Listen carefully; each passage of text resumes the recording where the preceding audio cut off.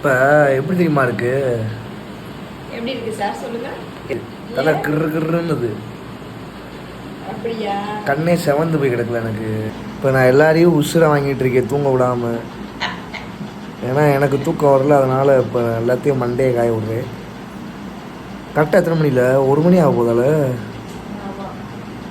சும்மாவே நான் தூங்க மாட்டேன். என்ன நெட்டே கிடைக்காம இருக்கு.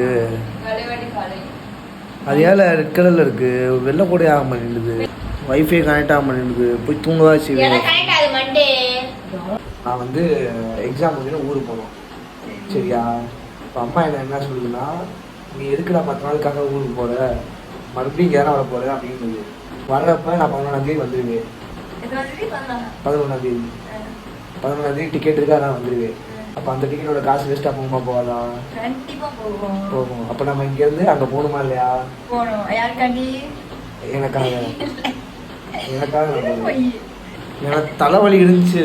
இந்த பிள்ளையால இப்போ எனக்கு தலைவலியே சரியாக போச்சு. ஏன்னா இப்போ என்ன ஊரு கூட பண்ணிடுறாங்க. அதுதான் இப்போ பிரச்சனையே.